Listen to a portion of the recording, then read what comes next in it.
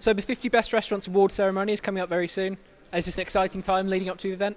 Yeah, it's brilliant. I'm really looking forward to it. It's always it's always a great time of year because you get to meet up with, I mean, for me, it's still I pinch myself every time I'm there because you're around, the greatest chefs, restaurateurs that I've grown up looking at for over many years. So it's brilliant.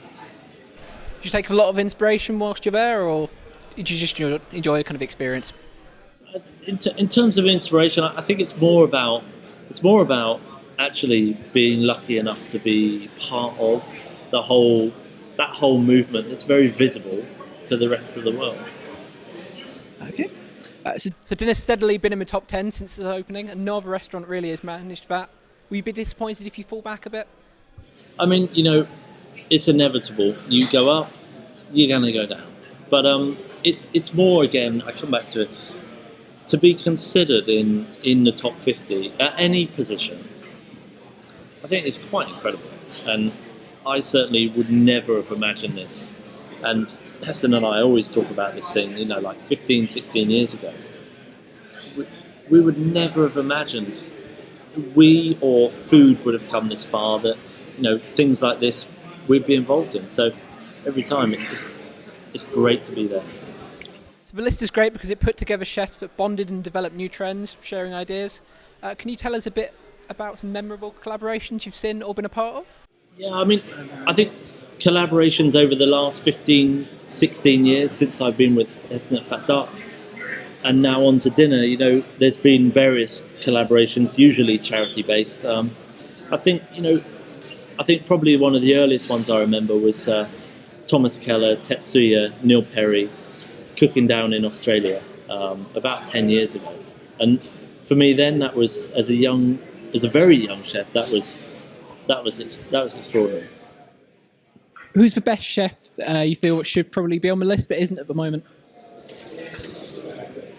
I mean, that's a very difficult question. I mean, it's there's so many talented chefs in the UK. I mean, there's so many that deserve to be on it.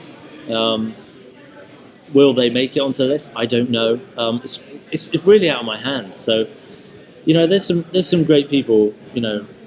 Sat Baines, Nathan Outlaw, Claire Smith when she opens a new restaurant.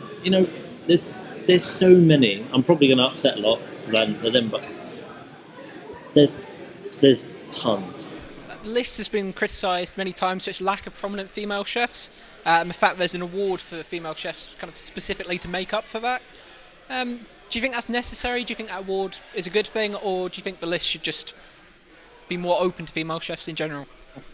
Well, I think it's more a case of how the list is put together. It's not maybe the list controlling whether female chefs are in it or not. It's about the restaurant, right? And the output of that particular chef or group. And I think it's maybe a reflection of our industry, but certainly by having a female chef award, I think it can only do positive things for encouraging more females to go into this industry, and it can be done. So speaking of which, who's your favourite female chef in London? In London, I'd have to say, I would say it's Claire Smith. So do you think the British food scene is well represented in the list? I'd love to see more restaurants. I think there are a lot more restaurants in the UK that certainly represent this country as well as others on the list. But you know what? The list is the list. It's out of my control. I'd love to see more on there. It would be brilliant. When was the last time you had a meal that really blew you away, and where was it? A meal that really blew me away would have been... Well, I've had quite a few recently, actually. I think the very last one was in Bangkok at Nam. And I never went to David Thompson's restaurant whilst he was in London. And I always wanted to go, and for some reason, I just never got there. And I had really high expectations. I'd heard a lot about it, and I went, and it was delightfully simple in a way, very easygoing, and the food was incredible. And for me, it didn't have to be over the top. It wasn't overly complicated. It it was just a brilliant experience, and so that blew me away. So dinner is very popular in London and globally, but for the few people out there who haven't heard of it, how would you describe it?